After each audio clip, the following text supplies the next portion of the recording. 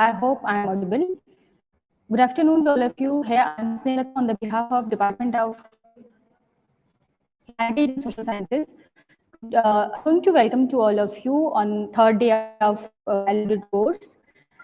Today lecture is very important for all human beings because we are going to explain about the need of human rights. So again, we are going to welcome Dr. Shavit, sir. He is going to explain briefly about what is the need and importance of human rights. In human rights, we all can know about what is the importance and needs of the human rights for the development and well-being of the human being. So welcome, Mohammed Dr. Shavit. Welcome, sir.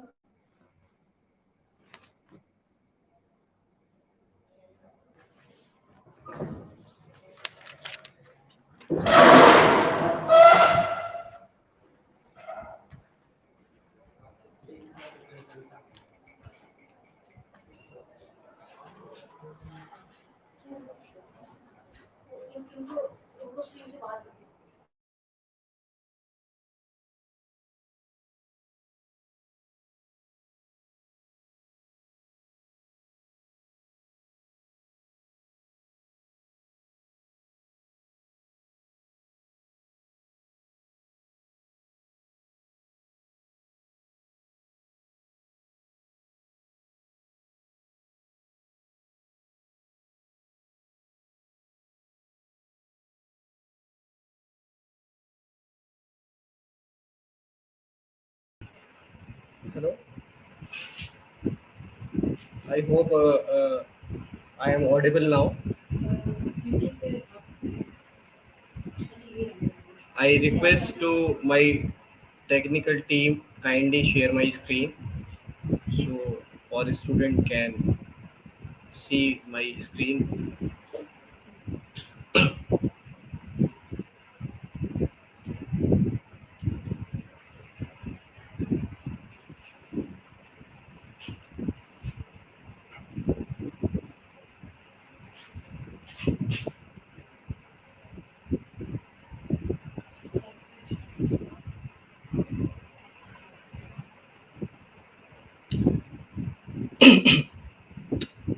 Hello, all my dear participants. This side is Dr. Muhammad Chavez, Assistant Professor in Political Science at the Faculty of Humanities and Social Science, Integral University, Lucknow. I, on behalf of the Humanities and Social Science, once again welcome you in this value-added course, which has commenced from the 9th of May and which will be continued till 24th of May 2022, in which uh, we are going to discuss about the human rights, a general perspective, and we are covering five modules in this entire value added course. And from yesterday we are covering the module 1, in which we started yesterday module first, in which we have already covered the meaning, nature, and scope of the human right. I hope all you have joined that yesterday lectures, and I hope you would have now come to know about basic understanding of human rights, what is the meaning of the human rights, and what is the nature of the human rights, and what is the scope of the human rights. Why this course, variated course, can help in exploring the human right, in understanding, in cultivating the knowledge regarding the human right, because human rights is very important topic, not only for the student of the human right, not only for the student of the social science, but also a different field and different discipline. For example, this when we talks about the human rights, so human rights, it can also be the concern of the medical science student, as we have already discussed about it, that how human rights relate and interrelate and incorporate each and every member of this planet, every member of our society.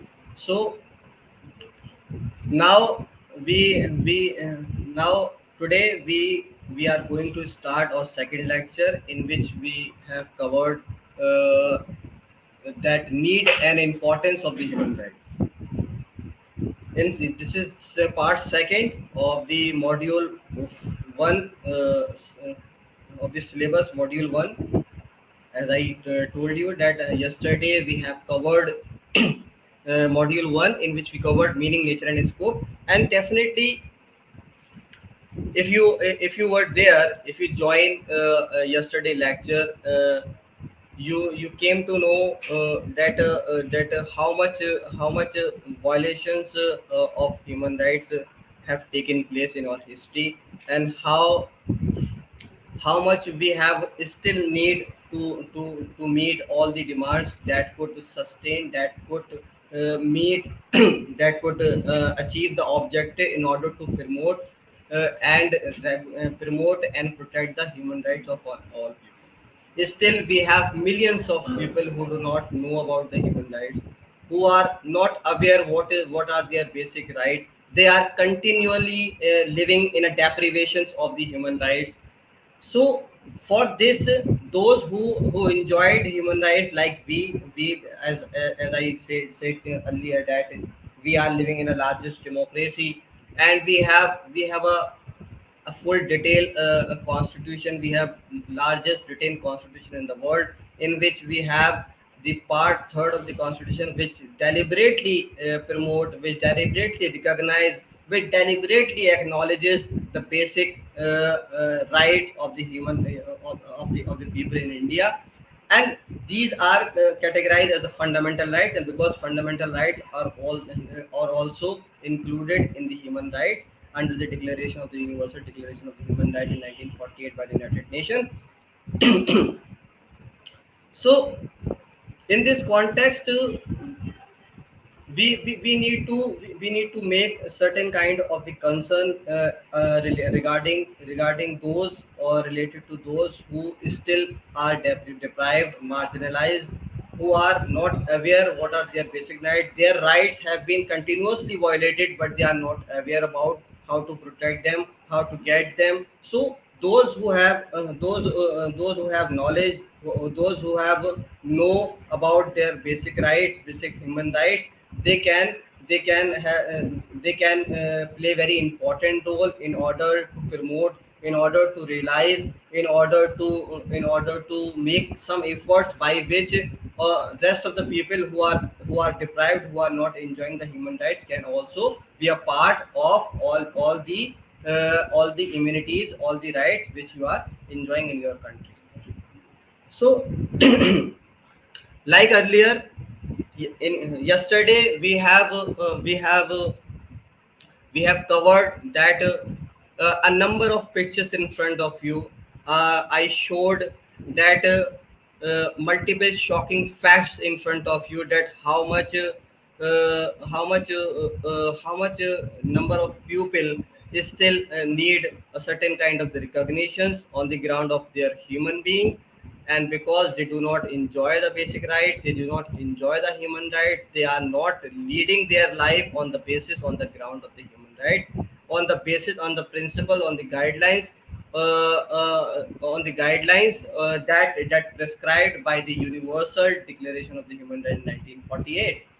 And we have also covered that how this concept of the human rights has been evolved, which has now become a integral, which has now become inalienable, which has now become an indispensable part of our life, irrespective of any discipline, irrespective of any field, irrespective of any person, irrespective of any group of the society. It doesn't mean that this is the concept of the developed society. No. Okay, developed nation like Britain, France, many European countries, United States of America, these are recognized, these are known as the developed societies. So in these countries, it might be possible they are enjoying more human rights than us, but it doesn't mean that the concept of the human rights are only belong to them. The concept of the human right, the concept of the human rights also important for the developing and underdeveloping society, for the impoverished society, for the slum areas, for the people who are not entitled to do certain things which they should do, which they must have. For example, as I showed you yesterday, that how much people still wait for the food to eat. Right to food is a basic right. For example हम common language में अगर हम बात करें हिंदुस्तानी language में, तो हमारे क्या है कि भाई जो बेसिक हमारे अधिकार हैं वो क्या होना चाहिए. एक हमने देखा भी होगा, पिक्चर्स में भी देखा होगा, हमने बहुत सारे लोगों से सुना भी होगा अपने बड़ों से कि भाई इंसान के बहुत बेसिक, बस बहुत इंपॉर्टेंट, बहुत ज़रूरी क्या है कि भाई रोटी कपड़ा मकान. Roti means food, kapla means to cloth, to have clothes, because you need a certain kind of the covering of body, which is important. So right to have clothes, right to protect your body, it is also your human right. Another right to makan. Makan means shelter. And I showed you that how much a number of people, which is in million, do not have the home to live. They do not have shelter. They are living their life on the roads. They are living in the they are living their lives under the street rights. They are living their life on the footpath. They are living in their life in the jungles. They are living in their life on the roads, because no country want to give them shelter, which is their basic rights. So as a part of the international community, we are not only the part of a society, we are not only the part of our area, we are not only the part of your family, we are not only the part of a country, we are not only the part of the Indian society, but because the human rights is a concept of the cosmopolitanism. Cosmopolitanism talks about that we as a human being, as a part of is a part of this universe. Obviously universe is a, we are part of the in this world, so we are a family, we are brother and sister, we are somehow in one way or another way interconnected from each other. So in that way, it doesn't mean that the right which we are having, which we are enjoying, is not necessarily important, necessarily important for enjoying the same right to the others. Yes, it is very important that जो हक हमें हमें मिले हुए हैं, जिस तरीके से हम लोग खाना खा रहे हैं, जिस तरीके से कपड़े हम लोग पहने हुए हैं, जिस तरीके से हमारे पास घर है रहने के लिए, उसी तरीके से being a part of the cosmopolitan, being a part of this universe, being a part of the world, being a part of the international community, because we have a feeling of, we have an ideology of, we have a thinking of cosmopolitanism. Cosmos talks about the universe, not only the particular society, not only the particular community, not only the particular country. So when we talks about the cosmopolitanism, like Kant says we only we only establish peace in this world until and unless we recognize each other as a part of the this planet. We have conflict, we have violence, because we are differentiating from each other on the ground of the nationalities, on the ground of the ethnicities, on the ground of the other identities. So we are divided on the various ground. We are differentiating on the basis of the caste, we are differentiating between the human on the basis of their race, we are differentiating humans on the basis of their creed, we are differentiating humans on the basis of their color, skin of color. So all these differences make our relations very sore. We do not have close relationship because we are different. We are not considering that we irrespective of any differences, irrespective of any language of people speak. You know what, in India itself, we have more than 600 languages spoken in India. People are diverse, people are massively diverse, massively divided on the basis of the on the language, on the culture, but still we are united by by our Indian identity, by our constitution. It is our constitution of India that makes us unite. That talks about that irrespective of the massive level of the diversity, we are united. We are on the same platform when it comes to the common right, when it comes to the concern of the human, when it comes to the talks of, when it comes to the concern of the justice, when it comes to the concern of the liberty, when it comes to the concern of the basic freedom of the people, because these are the part of the human rights. So these are the concern that unite us irrespective of multiple differences.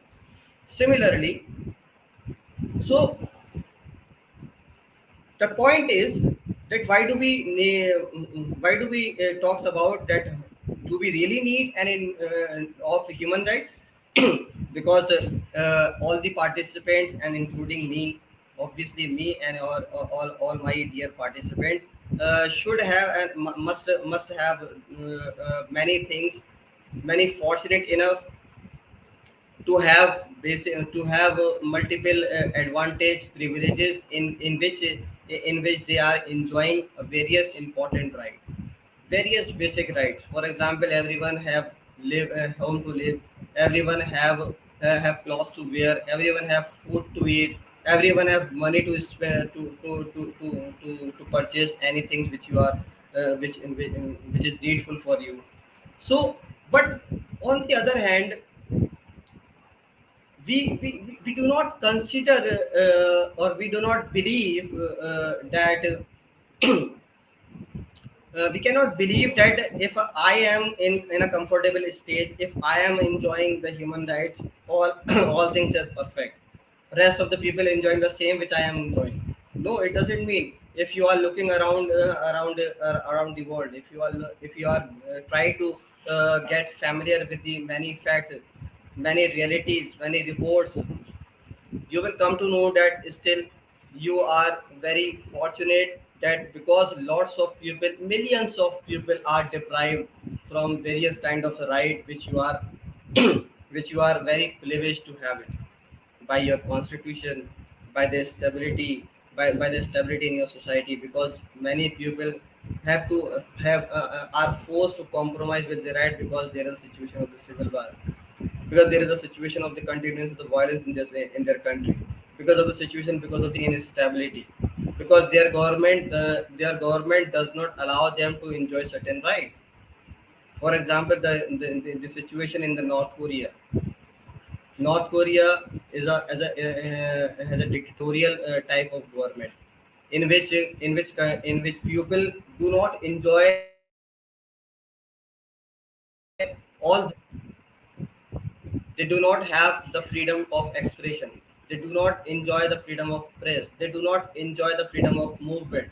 They do not enjoy the freedom of the basic freedom. They do not enjoy to adopt a various kind of the culture. For example, now we have multiple cultures.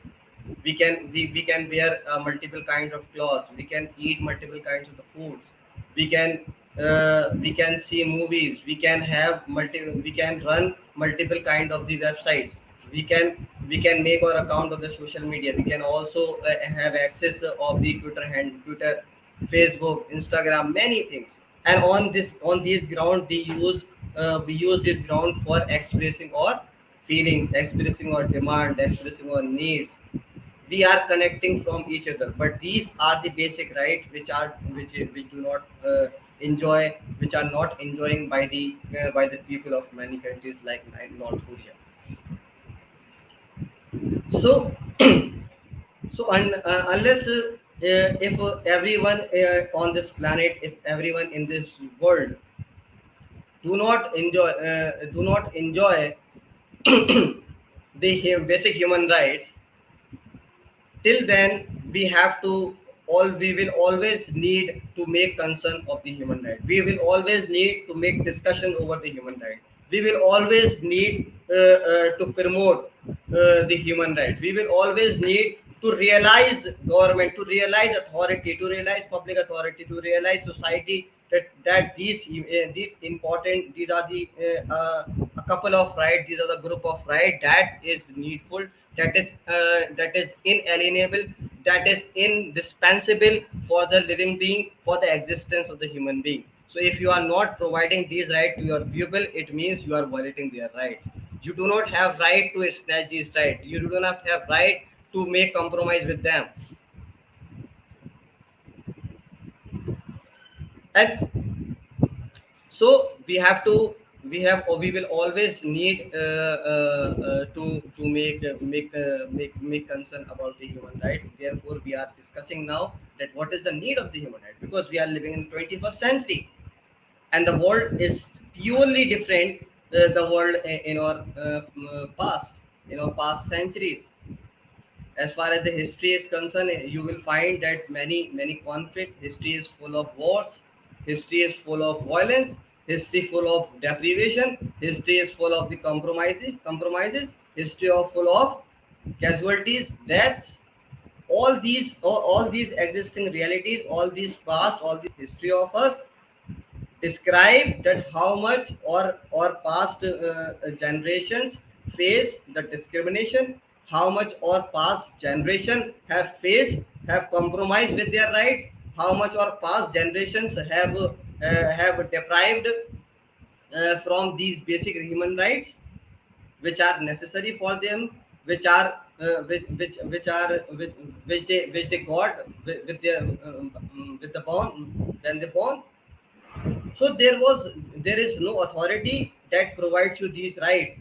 These rights are given by you, by the nature. You born with these rights. Therefore, nobody is giving you these rights, and nobody can alienate these rights from you.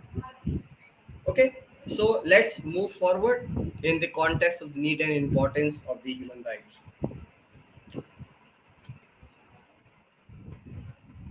So let's have a brief introduction in the context that why do we need. Human rights are basic rights. Obviously, as I extensively emphasized on the human rights yesterday in our yesterday lectures, and those who have missed this lecture, they can also go through the link and can see and can attend the lecture for the better understanding. And so the human rights are basic rights that belong to all of us simply because we are human. And obviously we are human not because we are only we Indians. No, the other parts of the people of the other country are also human. People of African continent also human. People of American continent also human. People of different continent who do not have food to live, who do not have food to eat, who do not have home to live, who do not have resources, many resources, who do not have the capability of satisfying their need, they are also humans. So they are also entitled for certain kind of rights. They embody key values in our society, such as fairness, dignity, equality, respect. So if you want to give respect to others, you should not have need to consider other as a human on the basis of what other people wear. अगर कोई महंगे कपड़े पहन रहा है या फिर अगर कोई क्या कहते हैं बढ़िया महंगी घड़ी पहन रहा है, क्या अच्छा खाना खाता है, अच्छे घर में रहता है, वही ह्यूमन नहीं। जिनके पास ये सब चीज़ें नहीं है वो भी ह्यूमन है। So you need such kind of the vision, you need such kind of the consideration, you make such kind of the concern for the other human as well. And then only you will able to consider to make them to treat them with the fairness, with the dignity, with the equality, with the respect. And when you have such kind of the values in your life, when you are connect from each other with the fairness, dignity, equality and respect, then you will have the fraternity and the unity in the society. Now we are divided because we do not consider each other as equal. We do not respect we do not respect each other. We do not maintain the dignity of each other. Therefore we are divided. Therefore we do not have the equality. We do not have the unity as much as we should have. So the human rights are important means of the protection for us of all, and especially those who may face abuse, neglect and isolation. Most importantly, these rights have us power and enable us to speak up and to challenge poor treatment from a collective. As you might aware about the ongoing conflict between the US, Russia and the Ukraine, and the people in those conflicted areas are not enjoying their basic human rights. Their rights have been suspended due to the emerging conflict between these two countries. Now we are very fortunate that we do not passing by such kind of the event. We are not passing by. We are not facing these kind of the situation in which we have to compromise with our rights, right? So the protection of human right is very necessary, and because without which our survival become in a compromising situations. We do not fully enjoying our life, we do not fully realize ourselves as a human being, right? So therefore now we are living in an environment where the people have been divided on the basis of the states. We have, for example, we are a part of the Indian state. Other similarly in this world, about more than 200 countries. So when United Nations General Assembly adopted this document, which we popularly known as the Universal Declaration of the Human Rights, uh, they are adopting and requesting and make more emphasis on the adoptions of these this document as a guidelines, as a directives for the state to treat their pupil accordingly. If they are not treating their pupil according to the document, which is Universal Declaration of the Human Rights, this means they are not following the guidelines of the United Nations. They are not believing, they do not have faith in the UN Charter. So if you are not having the believing in the UN Charter, which talks about extensively for the peace and security, then you are not able to continue your membership in the United Nations, right? You might aware that still many countries are not a part of the United Nations, because United Nations General Assembly, United Nations members consider them, they are not capable enough, they are not able to become a part of the international community, because they are not treating their people as per according to the guidelines, according to the expectation, according to the principles which we have under the Universal Declaration of the Human Rights, right? So uh, these document which is adopted in 1948 also command, also request to their member state that kindly recognize this document as a guidelines, as a principles, as a directives in order to treat their pupil on the basis of the human rights. So under this, all the member states have signed this document. When they sign, they are obliged to obey them. Okay.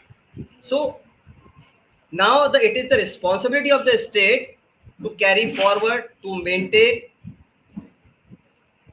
and to regularize these rights for their pupil. Similarly, ये आपने देखा होगा किस तरीके से सारे constitutions जो हैं उसमें, जितने भी कॉन्स्टिट्यूशन पर्टिकुलरली जो डेमोक्रेटिक क्या कहते हैं कंट्रीज है, उनकी जो कॉन्स्टिट्यूशन है, सब में फंडामेंटल राइट्स का जिक्र है, चाहे वो ब्रिटेन हो, चाहे वो यूएसए हो, चाहे वो इंडिया हो, चाहे वो आपका क्या कहते हैं बांग्लादेश हो, चाहे वो आपका फिलीपींस हो, इंडोनेशिया हो, जर्मनी हो, ऑस्ट्रिया हो, हंगरी हो, वेनेजुएला हो, अर्जेंटीना हो, जितने भी कंट्री, जितने भी लिबरल डेमोक्रेटिक कंट्रीज हैं, आप देखोगे सब पे क्या है, एक फंडामेंटल राइट्स का एक प्रोविजन है जो कि प्रोटेक्टेड है कॉन्स्टिट्यूशन से, and constitution is protecting there right.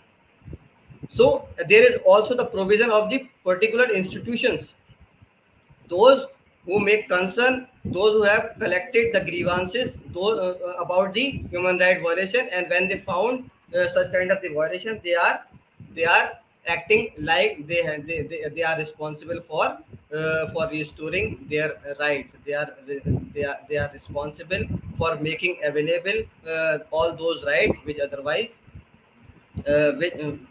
could not possible in your society. Okay.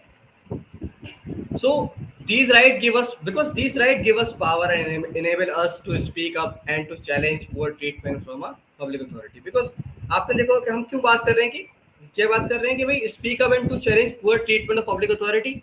Nowadays, majority of the countries have adopted the democratic political system, but earlier it was not there. Very minimal countries followed the democratic principle for their polity. Earlier, there was a despotic rule. There was a rules on the whims and fancies of the ruler wishes. Everything was conducted on the basis of the rulers demand. What rulers want, it was happening in the society. There was hardly any instances in the history in which ruler appreciate or entertain the demand of the people. The demand and the wishes of the ruler were considered as the demand of the society. But now we are fortunate enough that we have this kind of the system, this kind of the polity, which is popularly known as the democratic society. We have a democracy. We have a democracy. What democracy enables us? Democracy enables us to choose our government. Democracy enables us to not rule over any to not let any institution, to not let any public authority to forcefully rule over them. They want rule because they need protection of their right. Therefore they need such kind of authority that works according to their wishes, according to the principles of their rights, according to the guidelines, according to the constitution, right?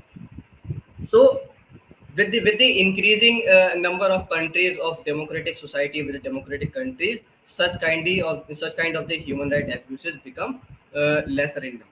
But in history there was a massive level of human right violations, right? So in any state, if any state or any ruler try to suspend, try to violate, try to alienate the right of the people, in democracy people have right to revolute or to go against, to protest, in order to restore their right, in order to to maintain, to sustain their fundamental rights in against of any public authority or state, right? So these rights, these are the right which is human rights, are go beyond the authority, any authority. So these are the human rights are superior even from the public authority.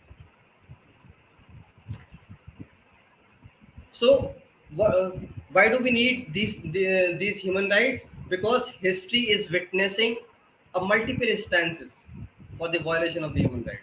As I said to you, that the history of war, E.H. Carl says that his famous book name is the 30 Years of War. In 1917 में 1917 में उन्होंने किताब लिखी कि 30 Years of War, और किस तरीके से उन्होंने बताया कि that history, what history constitute. When we read history, we only find that the violence, conflict, wars, armies, fights, battlefield.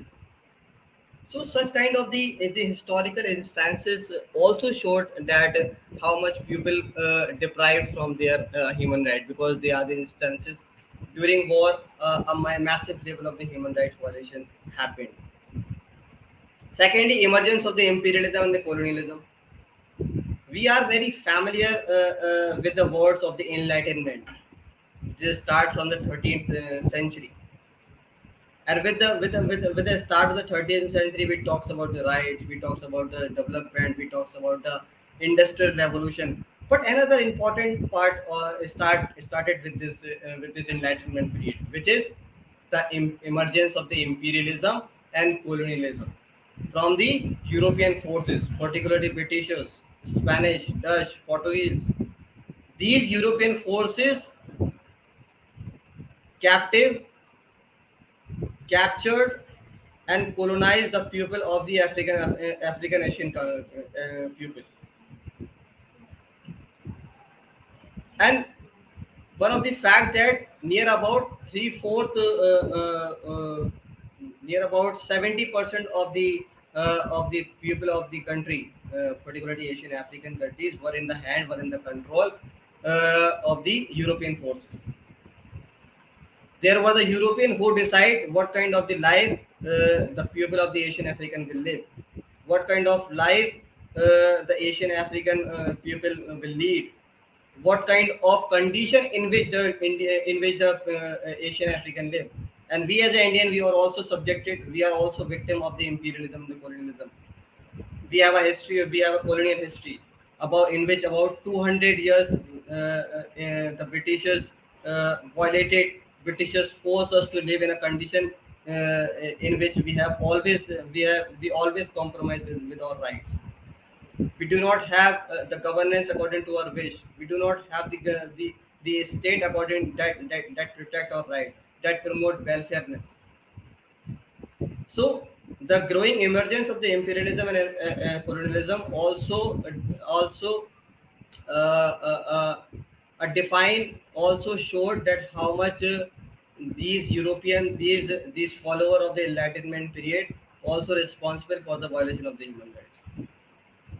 But nowadays, it is already mentioned in the UN Charter that imperialism or the colonialism, any kind of such treatment, any kind of the such kind of the any such kind of the state actions will not be entertained if they are a part of the UN. Therefore, they have created another kind of force which we called as a NATO,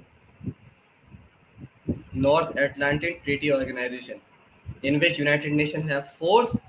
So any country violate the rights of their people, mistreat their people, ill-treated their people, tortured their people, the United Nations as a as a responsible organization for the world for the protection of the human rights, with the deliberation of the United Nations General Assembly, intervene in that state with the force and try to restore their dignity or their rights, as we have seen during the Bosnia,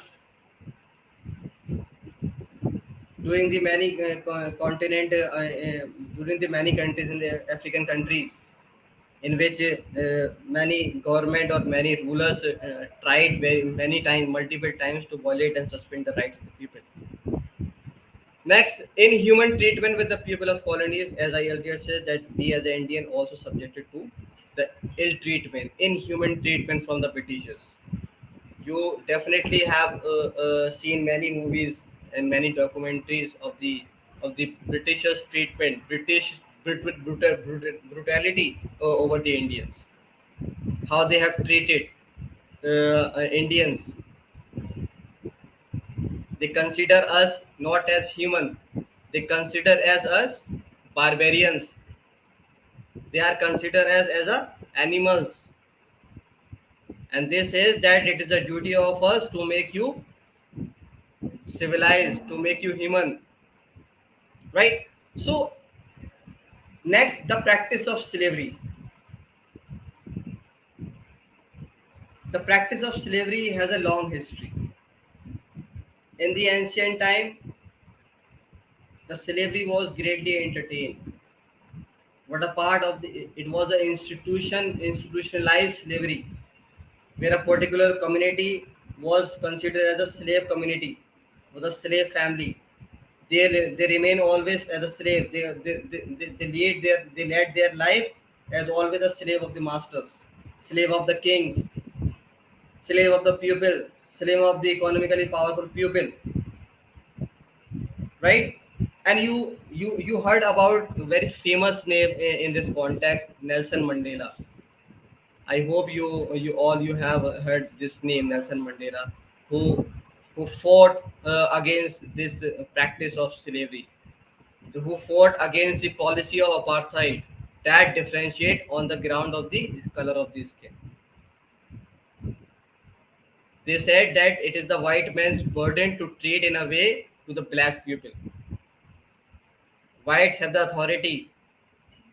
God gave white people a responsibility and a power to treat black people in such a way. So Nelson Mandela fought for the rights, for the equal treatment, for the dignity of the black people. And for this, they spent 21 years in the jail.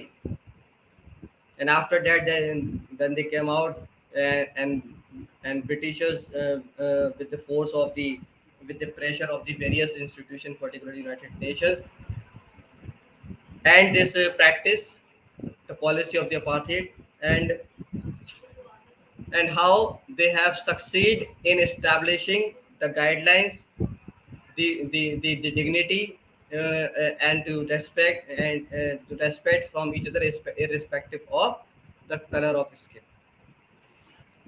World wars, obviously, the world wars also massively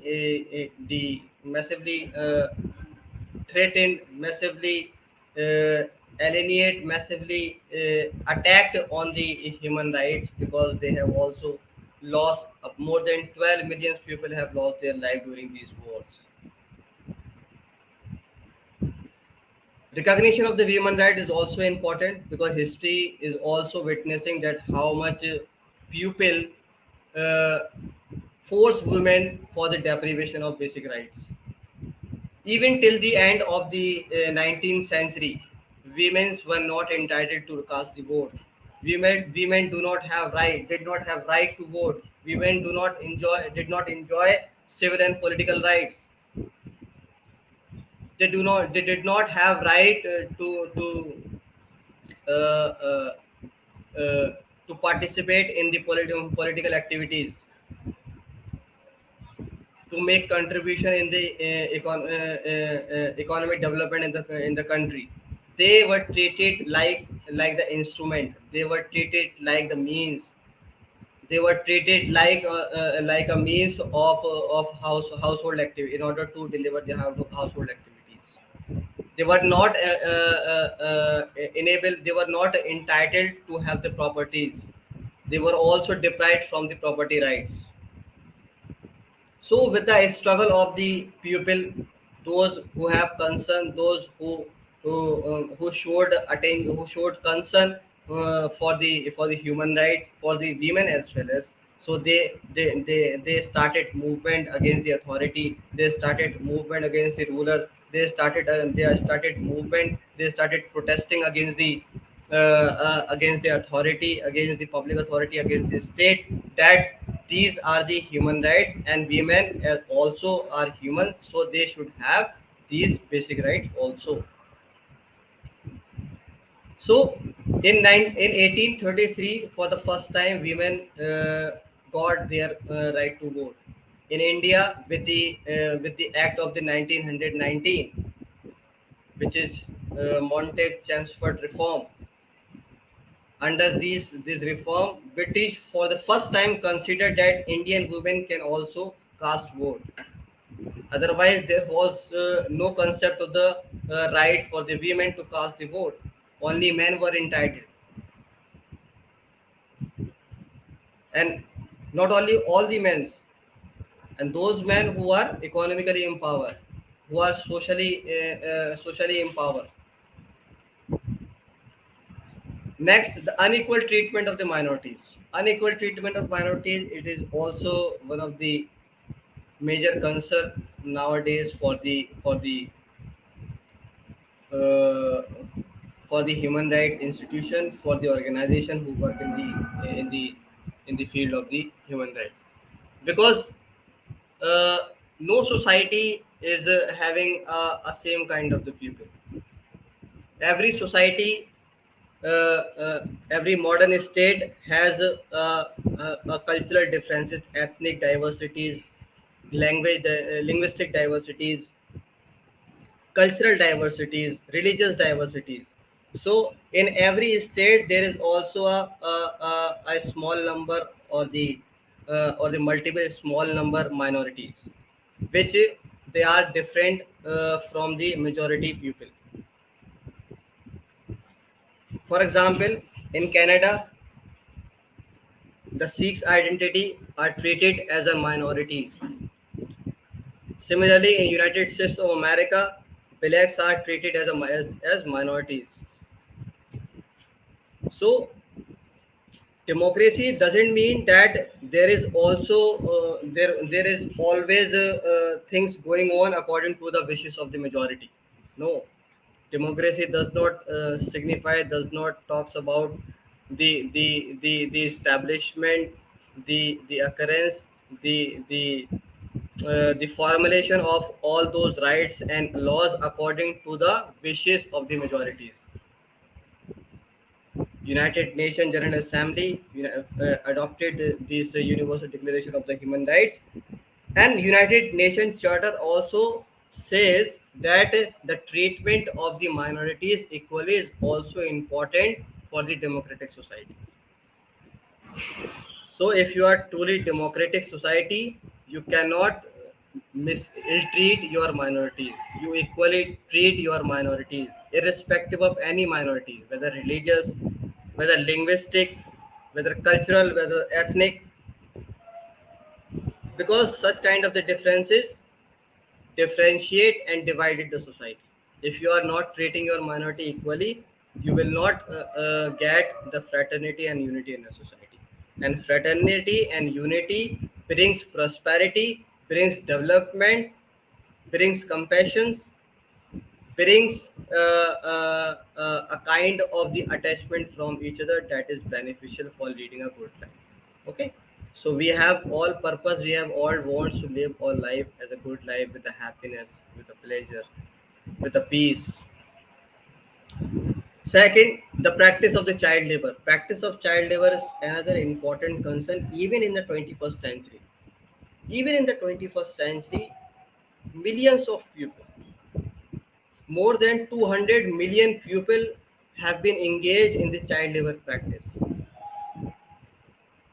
हम लोग अपने अपने बचपन में खेला करते थे, खेलते थे, और भी जो आजकल खेलते हैं बच्चे, किस तरीके से हमारे माँ बाबा ने हमें ट्रीट किया है, किस तरीके से हमारे पेरेंट्स हमको ट्रीट करते हैं, हमें हर वो चीज़ ला कर देते हैं जो हमारे लिए ज़रूरत होती है। लेकिन आपको नहीं पता कि आप जैसे जो बच्चे, जैसे हम लोगों ने बचपन काटा है, जिस तरीके से हम लोगों ने अपने हमारे पेरेंट्स ने हमारे साथ किया है, बाकी के चाइल्ड, बाकी के बच्चे इस तरीके की ज़िंदगी लीड नहीं कर रहे। They are engaging in such a severe labour forces, they are engaging in a force in a kind of activities which you are hardly imagined to have in your childhood.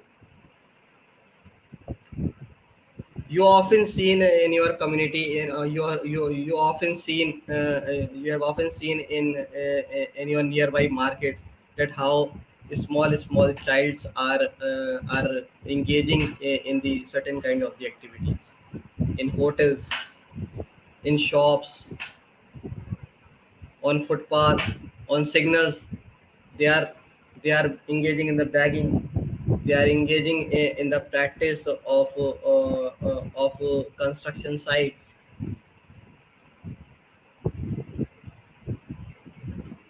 So they are taking the weight. They are taking the weight of their family. They are compromising their rights, being a child, being a human. So we should care about their rights of the child labor. Therefore, we have also, as Indian government has also made a law in which we have prohibited the child labor before the particular age. There is if anyone forced child to make him or her labor, he or she is entitled to a punishment. Such kind of the practice is not allowed in our country, but it is unfortunate because we do not have enough resources. People who do not have enough resources to satisfying their day-to-day life, they forced to live in such a situation. They forced to live in the engagement of the such kind of the labor. Another important, women's engagement in civil workforce. Women are not only engaged in the household activities. Sometimes due to the harsh situation, due to the economic hardship, women are forced to engage in severe workforce. I know whether you might have seen the women on the construction site, or the engagement of women in a work which you are not want to see them to perform such kind of the activities. You don't want to see your sister, your mother to make their engagement in a such kind of activity. You always concern about your mother and sister. You always concern about their about your females family members, that uh, they should not have such kind of the work which are very difficult to deliver. We are very, very difficult to perform. Another last non-recognition of the LGBT rights. You know what? Even in the 20th century, to declare once as a transgender, not male or female, was considered as a crime. If you are declaring yourself that I am a third gender, I am not a male or female, was considering as a crime, and you are entitled to the punishment. So with the concern, with the rising concern, with the growing influence of the such kind of the institution or organization, such kind of the entitlement also provided to such kind of the people which we are known as LGBT.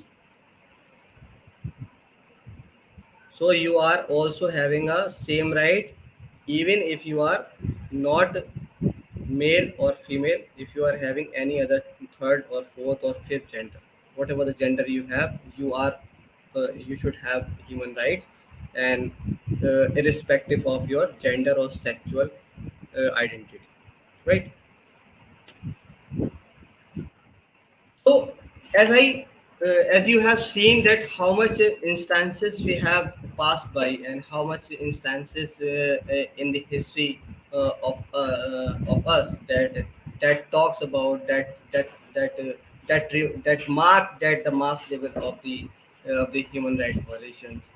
Still, we are living in a times when we have multiple instances, multiple of the scenario in which you can identify that this is human right violations. So there, until and unless we have faced such kind of the situation where we can identify this kind of situation lead toward human right violation, then we will always need of the human rights. We will always need to discuss human rights. We will always need to make concern on the human rights. We will always need to fight against all those forces who are trying to violate the human rights of the people, right?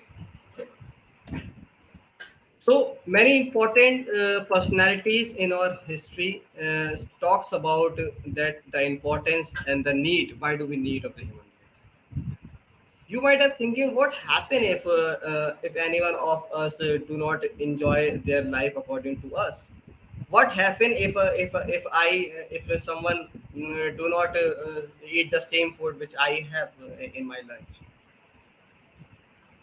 But John F. Kennedy says that the rights of every man are diminished when the right of one man are threatened. अगर एक इंसान का भी हक खतरे में है, तो ये सभी लोगों के हक के खतरे में है। इसका मतलब ये नहीं है कि वो एक इंसान का हक नहीं मिल रहा है तो कोई बात नहीं, हमें तो मिल ही रहा है, हम तो अपनी ज़िंदगी मज़े से जी रहे हैं। No, being a part of the international community, since you have the cosmopolitan thinking, since you are the prescriber and subscriber of the human values, you should make concern for the human rights of others who are not enjoying the same right which you have. Another important quote of Nelson Mandela, who said that to deny people their human right is to challenge their very humanity. It is not against the authority. It is not against the state. It is not against the any individual whims and fancies. It is not against any particular society or the norms of the society. But when we deny people for their human right, we are at the same time challenging the nature and values of the humanity. So if we are not considering humanities of other, we are not in favor, we are not subscriber, we are not in we do not have faith in the human rights. So such kind of the dual treatment or the hypocrite treatment regarding the human rights does not make of your favorable favorable in your for the human rights. Former UN Deputy Secretary General Jan Eliasson says at the meeting of the United Nations, he says that there can be no peace without development. When we in the 20th century, when we made major concern for the developmental course of politics, when we make major concern for the such kind of the economics, such kind of the polity that promotes development, economic development, prosperity, increasing wealth. So in that time, he said that there can be no peace without development. If there is no development, there will be no peace. Obviously, if people do not have food to eat, then people are forced to steal, to engage in such a situation of robbery, which is crime. So if there is a development, everyone should have right to engage, or to engage in an occupation by which they can satisfying their day-to-day lives, day-to-day economy, day-to-day needs.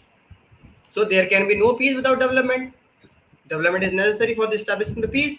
Similarly, no development without peace. It is a interrelated relationship between the development and peace. No peace without development, and no development without peace. If there is a peace, obviously, if there is a situation of war, how can you imagine the to promote and establishing development? How can you promote the development if they're during the war? So when war ended, then the people were able to decide what should we need to do for the future, for the future war, for the future peace. For example, during the Second World War, the American President Franklin D. Roosevelt, because Second World War was ongoing from the 1939, and it was I think in the 1942. They showed concern that how much we have violated the human right, how much we have lost the life of the people, how much we have make destruction in the world. The entire world was shaking. People were displaced. Children became orphans. Women became widow. People did not have food to eat. So war did not bring anything but the destructions, but the depressing moments, but the repentance, deprivation of the rights. Therefore, such kind of the leader like Franklin D. Roosevelt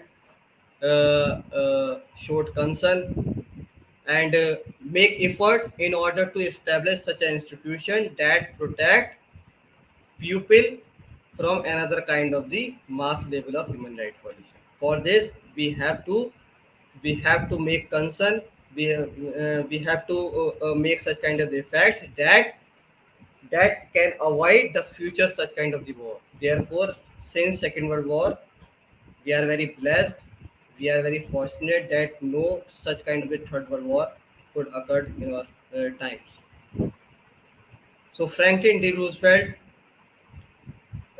called the pupil or different pupil of the different pupil of the state, and they called a meeting in order to establish to make a proposal for establishing the an institution which talks about which is responsible for the international peace and security, and which we are popularly known as the United Nations. So in 1944, in San Francisco, the UN Charter was approved by the near about 44 members of the United Nations. Now today we have about 193 members of the United Nations. So it was the concern is what the efforts of the people in the history who thought about the rights of the people, who thought about the humanity, who thought about that if we are continuously engaged in such kind of the conflict, such kind of the war, the humanity will be destroyed. The humanity will be end on this planet. There will be no humans if we are continuously engaging such kind of the war. I have the gun. You have the gun. You are shooting to me. I will shoot to you. Such kind of the war gave nothing but the threat in the humanity. So in this context, the UN former UN Deputy General Secretary General Jan Eliasson says that there can be no peace without development, no development without peace, and no lasting peace or sustainable development without respect for human rights. Very important statement of the former UN Deputy Secretary General, that there can be no peace without development, no development without peace, and no lasting peace. We cannot perpetuate or peace without the respecting for the human rights. So how he interrelate this important concept, that peace, development, and human rights. And therefore we all in all democratic society, we have democratic constitution in which we have concept which we are bound to about the rule of law. What is rule of law? That no leader, no government, no state authority can work according to the interest of the particular people or the group of people. They have to bound over the guidelines, mention provisions which is mentioned in the constitution. Okay, so rule of law, by the process of the rule of law, these fundamental rights, or which are human rights, protected by the constitution.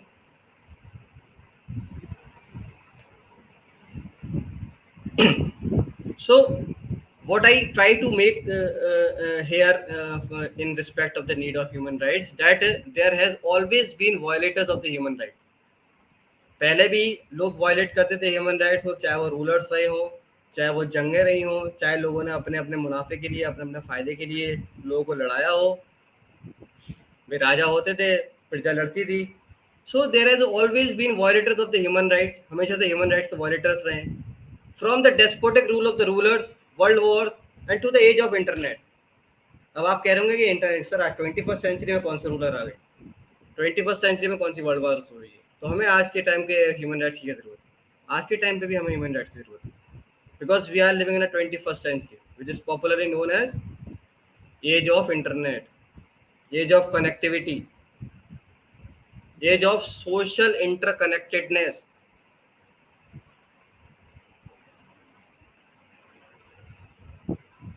Manual Castells एक thinkers हैं जिन्होंने एक किताब लिखी है, तो वो कहते हैं कि आज की दुनिया में जो लोग हैं वो स्टेट, दूसरे जगह जगह के स्टेट के होने के बावजूद भी एक दूसरे से इतने कनेक्टेड हैं कि that they are family, they are treated like a family. We have a network society, होता है network.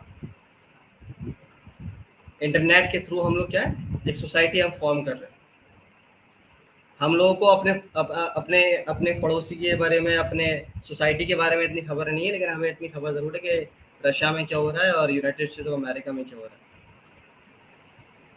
Right? So in this age of the internet, we have also many instances in which the people or the people, for the sake of their benefit, make attempt for treating people uh, unequally, for treating people wrongly, and for try and make effort for making human right violation. For example, in the age of the internet, the right to privacy has become the major concern for the human being. We do not have the such kind of the privacy which we had before the age of the internet, before the beginning of the internet. So we are very concerned about our right to privacy.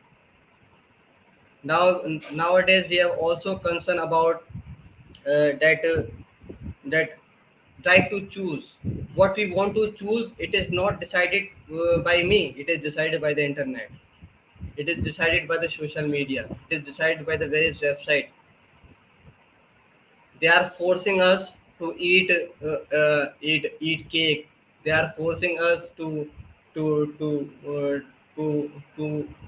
to bring such kind of the item that make profitable for them. So in the age of the internet, the democracy has also been threatened,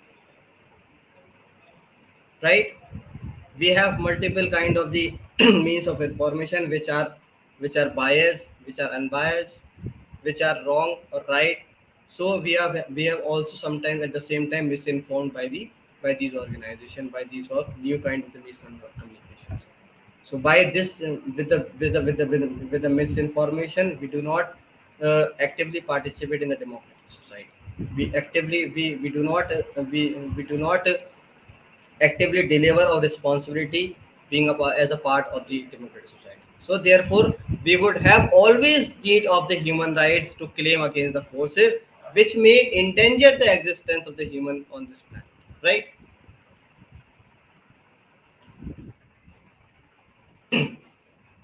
So in keeping mind that people may make efforts again, may make attempt to violate the human rights, the United Nations took another step in this regard,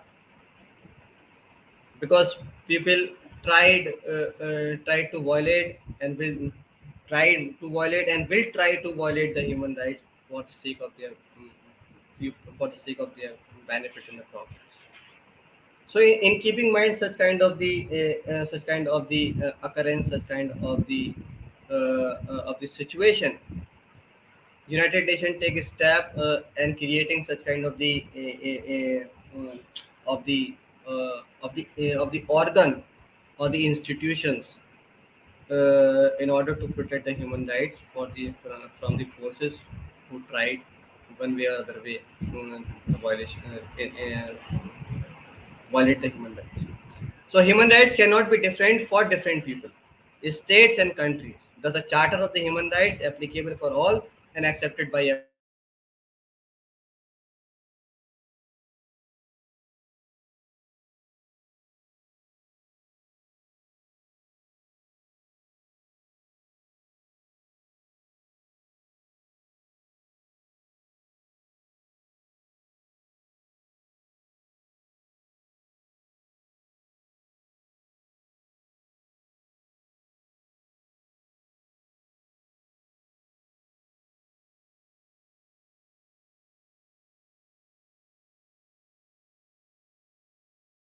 So human rights, you are entitled, you are empowered to force to go against that kind of the government and restore your human rights. Establish a peaceful environment for the development of the human life and harmonious existence of all humankind. So there is also important to make such kind of a peaceful environment in which human can exercise their basic rights. For example, if there is a situation of the conflict, if there is a situation of the war, if there is a situation of the civil war, if there is a situation of pandemic. So during pandemic, we were forced to compromise with our rights. Various rights were not exercising, were not enjoying by us during the time of the pandemic, there because there was that was not peaceful environment. There was also danger and the threat of the human existence, and the kind of infection were spread during the pandemic. We were very fearful. So in fear, we are not in favor of exercising and enjoying our human rights. We were more favorable in the sustenance of the humanity, in the sustenance of our right to life.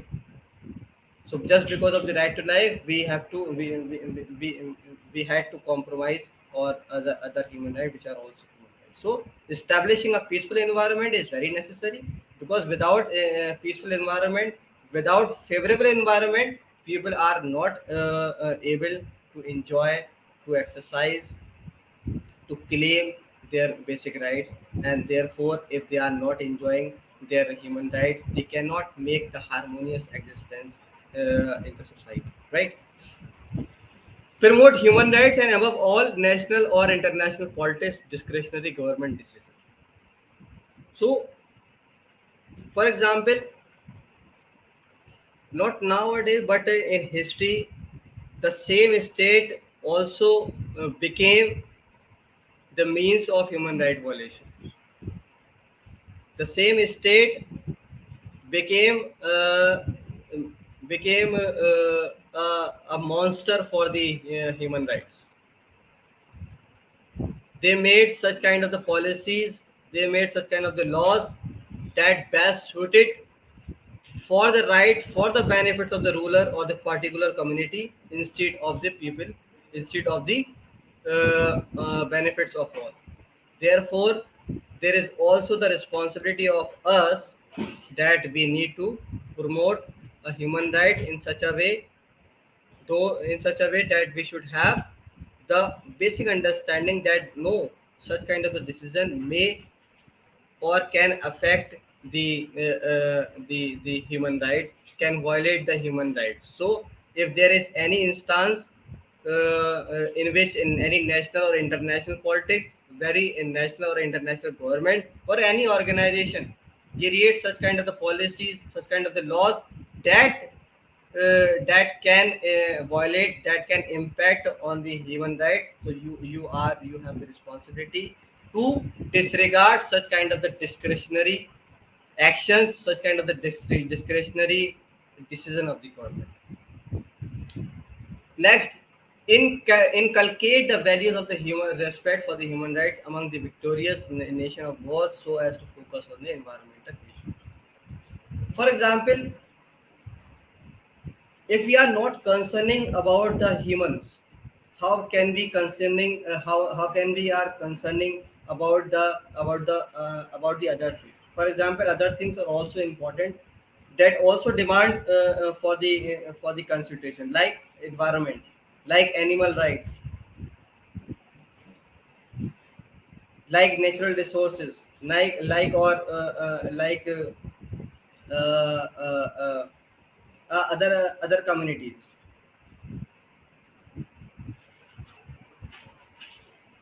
So inculcate the values of the respect, inculcate the values of respect for the human rights. If there is a concept, if people are having the respect for the human rights, they are enjoying human rights, they are familiar with the human rights, they are fully realized that we have human rights, we are leading our life according to the principles of the human rights established under the universal declaration of the human rights, then they can only able to make concern, to think of over the environmental issues, to think over the animal rights, toward the other issues that may one way or other way can threaten and violate the human rights, right? Now we have covered many things in the context of the need of the human rights. Now we move forward towards the importance of the human rights. What is the importance? What do we need why do we need of the human rights? Without human rights, our survival cannot possible. We can also live without the human rights. Do you think that you can live without the human rights? If you can think, then I must say that you are not properly, do not you are not fully aware about the human rights. You do not have the basic understanding, you do not have the information that what kind of importance and significance of the human rights in your life. Because if you do not have human rights, that you cannot truly treat it as a human. You can treat it as a partial human, you can treat it half human, or to some to great extent you can also treat it as a barbarian, uncivilized animals. So this is the importance, this is the significance of the human right, that realize you that I am a human, that as a part of the human being I should have certain rights, because without these rights I cannot realize myself as a part, as a part of the human being, as a part of the human civilization. So what are the why should we have importance of the human right? Why should we promote the human right? Why should we make concern of human right? Because human right ensure people have basic needs to meet. Everyone has need to meet. For example, we have needs of food to eat. We have needs of water to drink. We have needs of clothes to wear. We have need of home to live. Similarly, you know what? In 21st century, we are also talking about that our basic needs. also enlarged by the needs of the internet. The need of the internet has also become a part of the human rights, because people are demanding that without the internet, or survival or life is incomplete. We are not complete. We are not feeling complete ourselves without the internet. So internet has become a part of human rights. And you would shock to know that millions millions of people is still unknown about the human rights facility. So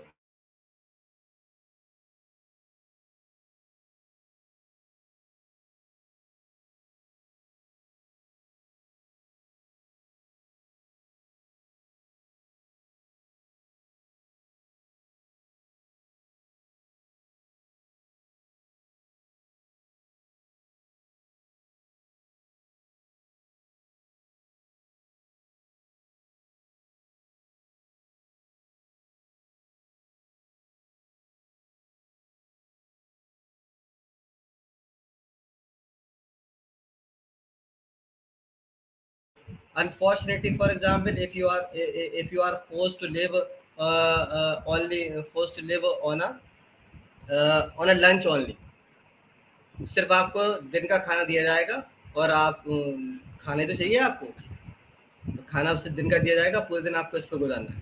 So you can say that I am enjoying the fully complete human rights. No, because there is a scarcity of the food for you. You need three times at least food to eat, because it is your human right. Without food, you cannot make your complete existence, right? So unfortunately, there are still millions of people out there who do not have these necessities, who do not have the needful items to meet their demands, meet their needs. But saying it is a matter of the human right allows activists and others to work towards getting those for everyone, right? Human rights protect vulnerable groups from abuse. Obviously, everyone is not equally powerful to protect their rights. Some people are vulnerable, particularly children, particularly women, particularly a tribal people. So these people are vulnerable. So in keeping mind such vulnerability and the weakness of such kind of the people, group of people, the United Nations Declaration of the Human Rights greatly emphasized in order to protect the rights of these people also. The Declaration of the Human Rights was created largely because of the Holocaust. You know what Holocaust? I told you yesterday that how during the Second World War, how Nazis ideology, how fascism under the leadership of the Hitler in Germany, who made attempt to murder about 2 million Jewish people. So this who who forced uh, who put the Jews in the chamber of the in the gas chamber where Jews were died. Very very high level, very great intensity, intensified violence, uh, and very great level of brutality were done by the Nazis, by the forces of Hitler, who greatly responsible for the for the occurrence of the Second World War. Right, so such kind of the horrors of World War II, such kind of the incidents of the Holocaust, such kind of the mass level of the brutality, mass level of the human rights violation, led people to think over the dignity of the people, over the consideration of the human rights. So in order to protect the vulnerable groups, these groups also should also have the certain rights to live. So human rights protect vulnerable groups from abuse. No authority can misuse these people. No authority can force someone to do according in against of their wishes. Right? So the during that time in history, the most vulnerable in society were targeted, along with the Jewish population, including those disabilities and particularly the LGBTs. Organization related to the concern of the human right focus on member of society most vulnerable to abuse from power holders instead of ignoring them. Right. Next, human rights allow people to stand up to societal corruption. I remind one of the famous thinkers, Lord Acton, who said that powers corrupt people and absolute power corrupt people absolutely. Similarly, so power itself bring the feeling of corruption. So this is the power of the human right that enable people to allow people to stand up against the societal corruption. The concept of the human right allows people to speak up when they experience abuse and corruption. So it is the feeling, it is the consciousness for the human rights that make you an active member of the democratic society, because you are very much aware that if any authority, if a state try to violate the human right, we should stand up against such kind of the power abuse, such kind of the societal corruption.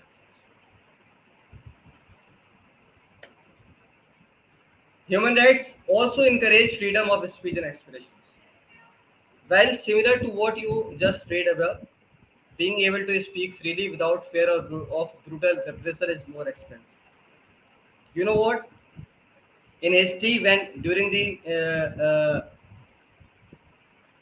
Second World War, I hope you might heard the name of the Antonio Gramsci, who who spoke against the fascist forces in Italy, who spoke for the brutality uh, uh, conducted by the fascist forces, by the forces of the Mussolini. What happened with him? The fascist forces imprisoned Antonio Gramsci because he expressed freely. He discharged the freedom of his speech and expressions. So also in various time in history, our freedom of speech and expression has been suspended, has been try to compress, and now we have complete freedom of speech and expression. We can speak.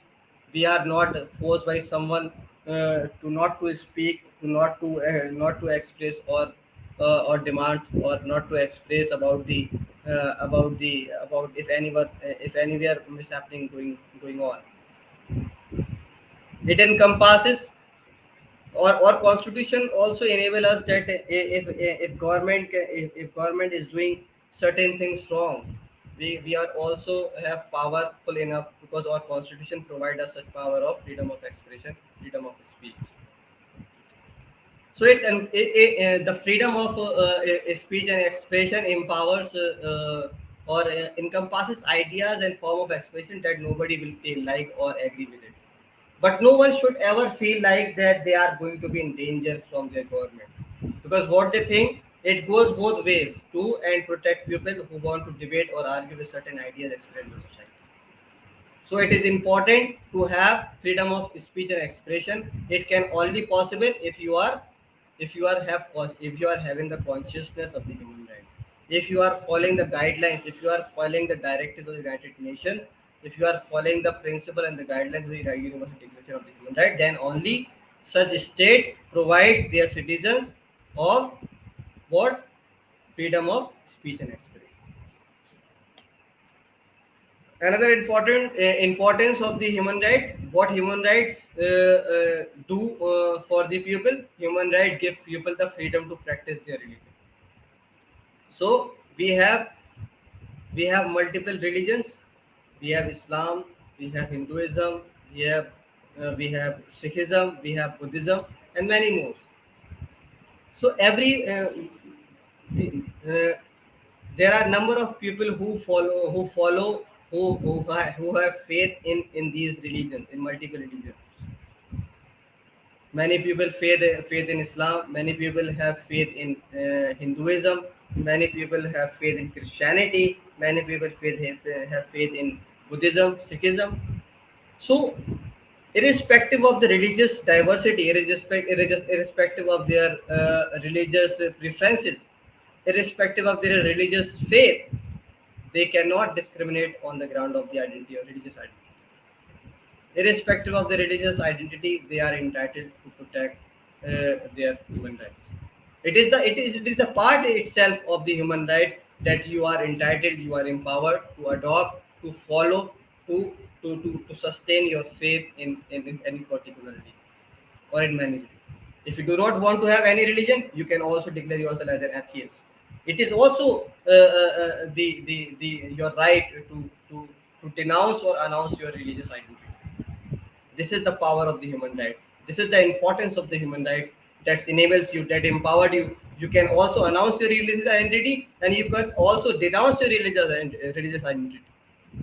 If you are not religious, if you are not religious, if you are not following the religion activities, it doesn't mean that any forces or any authority will capture you, will imprison you, can take your life. No, you have right. It is your human right. You can announce, you can also denounce your religious identity. You can say that I do not have any faith in the any religion. I have only faith in the religion of humanity. I do not believe in any religion.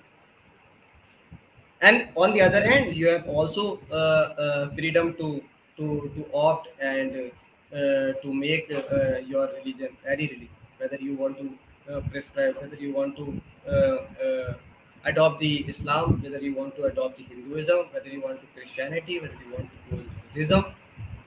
You are free because human rights empowered you to express, to make such kind of a decision in respect of your religious identity. Right. Thank you. Next, human rights allow people to love who they choose. So similarly, we are also thankful for the human rights that people are also allowed whom they want to love, what they want to choose.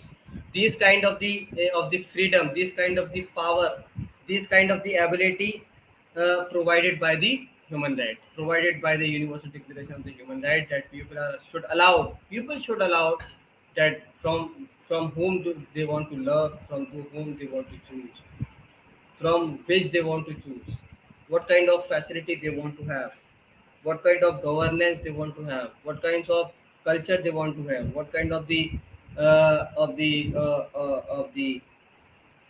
of the society they have. So the importance of the freedom to love cannot be understated. Being able to choose what one's romantic life looks like is an essential human right. So you cannot force someone, you cannot stop someone, you cannot prevent someone to make love with the with the with the other people, with the people of the differences. No, you are allowed because it is your human rights. And the consequences of not protecting this right are clear when you look at the countries where people do not appreciate those which people, LGBT people who are not either male or female. They hate LGBT people because they differentiating, they are particularized the freedom, the choices of the people whom they want to love, which they want to choose. So we cannot narrow down the choices of the people, because if we narrow down the choices of the people, this means you are engaging in the human rights violation. Right? Next. Human rights encourage equal work opportunities. Very important concept. Obviously, we or our parents or mothers or relatives or family members are engaging in a certain kind of the workforces because they are the means of earning. And earning is important because we need money. Why do we need money? Because we want to satisfy our various kind of needs. So, what kind of profession you want to choose, it is also a part of the human rights. Human rights empowers you to choose workforces, to choose any occupation, to choose to go for the any work opportunities. So there is no discrimination that you are black. No, you are not entitled to these things. You can also adopt a white collar job. You can also go for the blue collar job. Choice is yours. You can also become a doctor, you can also become a engineer. There is no restrictions over your choices for the workforce, right? Because this is the part of the human right. This is the importance of the human rights. If we are not considering, if we are not making importance of the human right, that means we are not giving equal opportunities for the people to choose their professions, right? Next, human rights give people access to education. Very important one. You know what? Education is very important. Education has become the fundamental right. Education is important for so many reasons, and obviously, our education definitely is really plays a crucial role, not only for in the human right, but for the benefits of the society as a whole. Obviously, where poverty is abundance, so by means of the educations, people brought various kind of the revolutions. By means of the education, people brought reforms in the society like Raja Ram Mohan Roy, like Sasi Ahmad Khan, like B.R. Ambedkar. Even he belonged to a very low caste. He went for the higher studies, and now we are knowing him as the father of our constitution. And how education plays a pivotal role for the development of the society, for the development of the human being. How education helps in the realization of the identity. How education helps you to to make equal consideration for the people, for the others, for the other people, for the people's right, for the people's dignity, for respecting people. So organization and government concerned with the human right provide access to schooling. And now you know that UN spent a great amount of money for the free education. Our constitution also include the right to education under Amendment 86. Earlier, right to education was not a part of the fundamental right, but after 86 amendment of the Indian Constitution, education right to education has become a fundamental right. It means that from the age of the 16 to the 14, state is entitled, state is responsible for making arrangement for the education of the people from the age of the 6 to 14, right? It is the part of the director principle of the state policies. Why state make this arrangement? Because states are obliged with the document which we are known as Universal Declaration of the Human Rights. So seeing education as a right means everyone can get access, not just the elite. It means that those who have enough money, they can only get access of the education. No, even you are deprived from the various kind of the entitlement. You are free to access to education, because the state makes such kind of arrangement by which you can have the formal education, the basic education. Okay, human rights also important in respect of the protection of the environment. If you are not having the environment human rights, then how can you come to know the environment is very important? Because right to breathe, if you are human being, if you are living being, you need oxygen to breathe. And if there is not a good environment to breathe, that your existence as a human being is in danger. So it is the environment, it is the environment that makes that enables you to enjoying the human rights.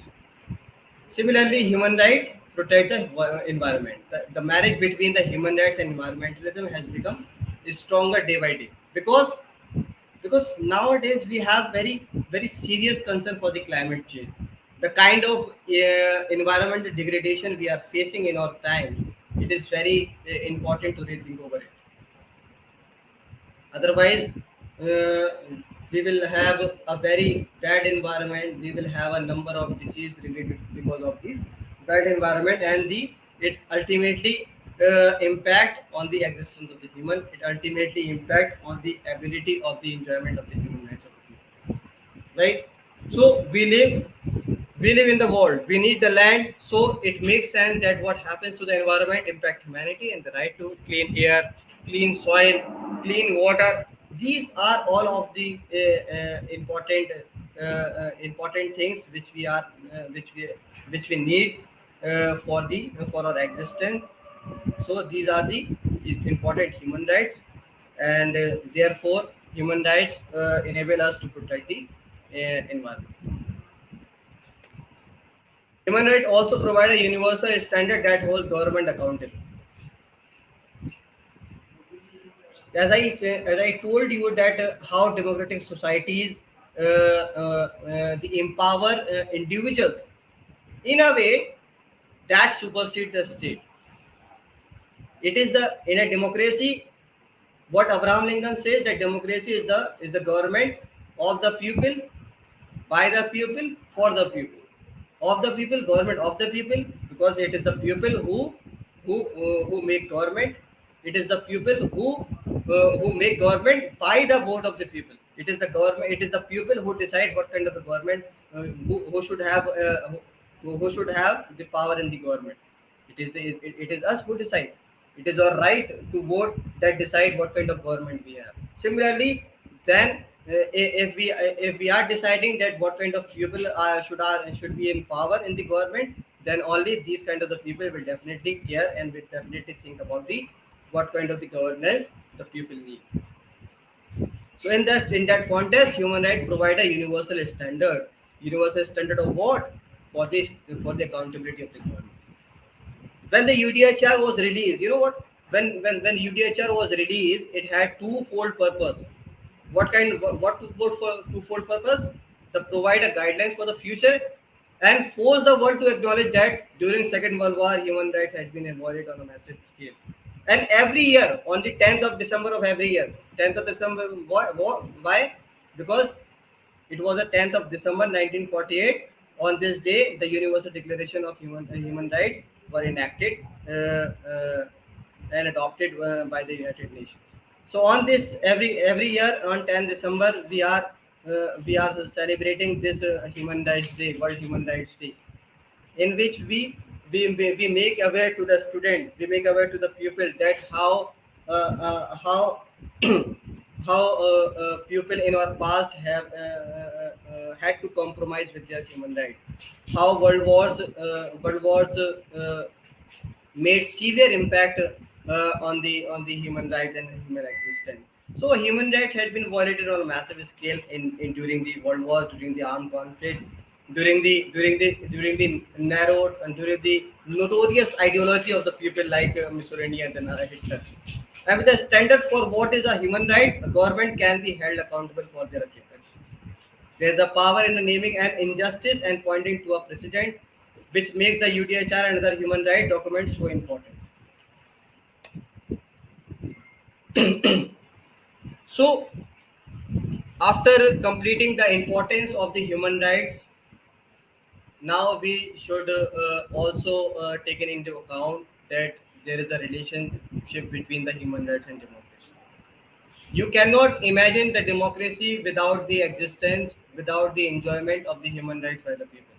If your people, if the citizen of your country do not enjoy the human right, that means you are not living in a democratic society.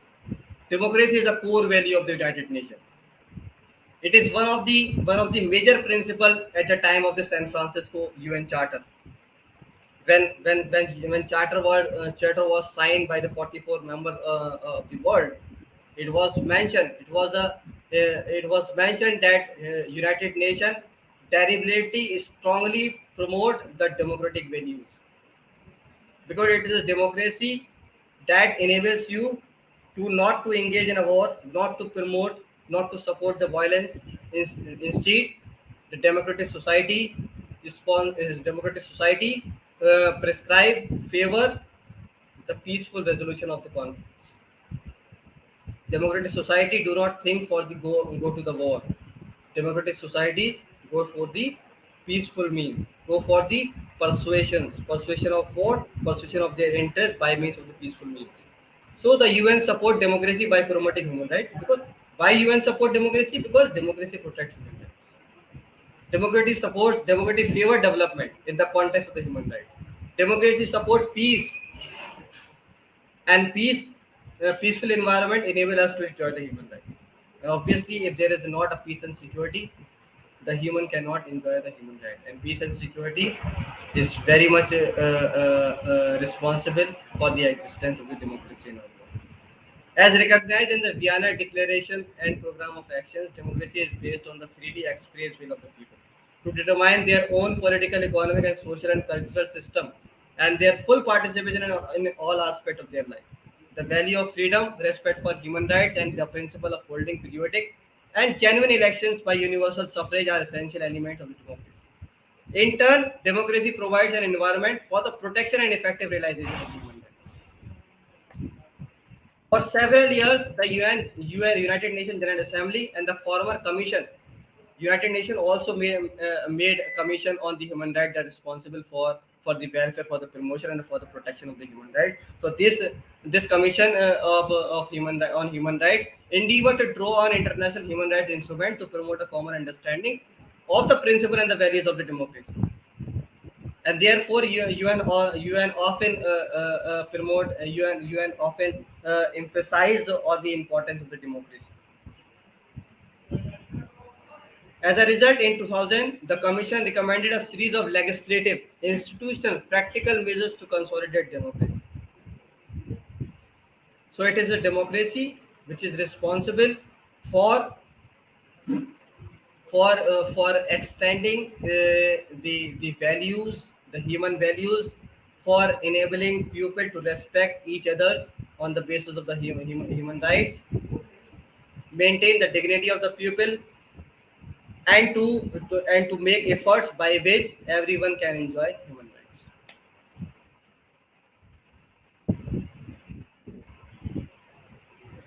So certain elements of democracy identified by the Commission on Human Rights.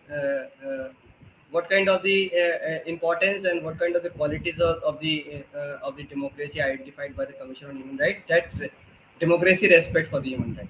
Democracy promote the freedom of association. Democracy promote the freedom of expression and opinion. Democracy enables people to access to power.